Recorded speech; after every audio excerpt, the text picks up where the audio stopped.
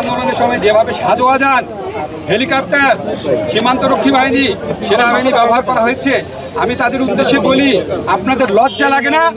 যখন সীমান্তে বাংলাদেশের মানুষকে হত্যা করে তখন কিচ্ছু করতে পারেন না, লাশ হস্তান্তরের জন্য হাতে পায়ে ধরেন।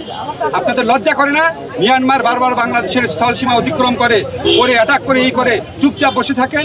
সব বীরত্ব, সব সাহসিকতা, সব অস্ত্র বাংলাদেশের তরুণদের উপর। আপনাদের লজ্জা হওয়া উচিত। এই সমস্ত বাহিনীর যারা প্রধান আছেন, আপনাদের লজ্জা হওয়া উচিত। এবং আপনাদের মনে রাখা উচিত, কোনো অবৈধ আদেশ মানতে, চরম মানবাধিকার বিরোধী কোনো অবৈধ আদেশ মানতে আপনারা বাধ্য না। আপনারা আজকে যে কাজ করেছেন, কেউ বেশি করেছেন, কেউ কম করেছেন। আপনাদের পরিবারে আপনাদের সন্তানদেরকে জিজ্ঞেস করে দেখেন, আপনারা ঠিক কাজটা করেছেন কিনা। নিজের বিবেকের কাছে জিজ্ঞেস করে দেখেন। আমাদের টাকায় আপনার অস্ত্র কেনা হয়, আমাদের টাকায় আপনার ট্রেনিং হয়, আমাদের টাকায় আপনাদের সমস্ত সুযোগ সুবিধা, আর আমাদের তরুণদের, আমাদের ছাত্রদেরকে এইভাবে গুলি করে। আমি বিশ্বাস করতে পারি না। আমি কার্নিশে যেভাবে ছেলেটাকে গুলি করা দেখেছি, একটা ছেলের লাশ একটা সাজোয়াগান থেকে ফেলে, আমার মনে হয়েছে এটা কি গাজা স্ট্রিপ? আপনারা কি ইসরায়েলি বাহিনী? যমুনা রেফ্রিজারেটর, খাবার ফ্রেশ তো লাইফ জম্পেশ। আপনাদের বোধোদয় হোক। আমরা আপনাদের ভালোবাসতে চাই, রেসপেক্ট করতে চাই। আমি তো 71-এ কালো রাতের স্মৃতি আমার নাই, কারণ আমার তখন বয়স ছিল 5 বছর। বাট আমার মনে হয় যে এটাই হচ্ছে সেই কালো রাত প্রতিদিন বাংলাদেশে মঞ্চস্থ হচ্ছে। প্রতিটা রাত বাংলাদেশে বিভিন্ন অঞ্চলে তরুণ, ছাত্র এবং তাদের পরিবারের জন্য বিভীষিকা নিয়ে আসছে।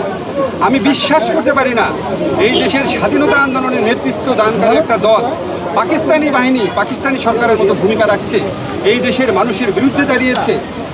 এতগুলা হত্যাকাণ্ডের পর তারা এই ধরনের আচরণ করার সাহস, উদ্ধত্ত মানসিকতা কীভাবে পাচ্ছে আমি বিশ্বাস করতে পারছি না। জাস্ট আমার মনে হয় অবস্থা যেদিকে চলে যাচ্ছে, যদি খুনি বাহিনী এবং খুনি সংগঠনগুলো যেগুলো আছে সরকারের, এটা যদি সরকার বিচার না করে, আমি সরকারকে ওয়ার্ন করছি, খুব দ্রুত এই গণ আন্দোলন সরকার পতনের আন্দোলনে পরিণত হবে। এখনও যেন আপনাদের বোধোদয় হয়, বারবার ওয়ার্ন করছি, বারবার মনে করা দিচ্ছি, দ্রুত ব্যবস্থা নেন। অন্তত 40-50টা পুলিশ, ছাত্রলীগ, যুবলীগের নেতাকে ইমিডিয়েটলি গ্রেফতার করেন। এই সমস্ত ভুয়া এজাহার বন্ধ করেন। এই সমস্ত ছাত্র, আমাদের তরুণদেরকে তারা আটক করছেন, ইমিডিয়েটলি নিঃশর্ত মুক্তি দেন, বিশ্ববিদ্যালয় খুলে দেন, মানুষের বুকের ক্ষত দূর করেন।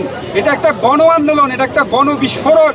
এটা একটা আওয়ামী লীগের মতো একটা দল যদি এটা বুঝতে না পারে, এর চেয়ে পরিতাপের বিষয় আর কিছুই হবে না। আমি আর্জ করছি প্রধানমন্ত্রীকে, আপনি চারদিকে খবর নিয়ে দেখেন, এটা একটা গণ বিস্ফোরণ, এটা একটা গণ আন্দোলন। এর উপর দোষ চাপিয়ে দিয়েন না। আপনি খবর নিয়ে দেখেন, কোটা সংস্কার আন্দোলনে ছাত্রলীগের কত নেতাকর্মী অংশ নিয়েছে। আপনি খবর নিয়ে দেখেন, বিশ্ববিদ্যালয় হলগুলো থেকে ছাত্রলীগের নেতাদেরকে যে পিটিয়ে বের করেছে, সেখানে সিংহভাগ ছাত্রলীগ নেতা ছিল কিনা।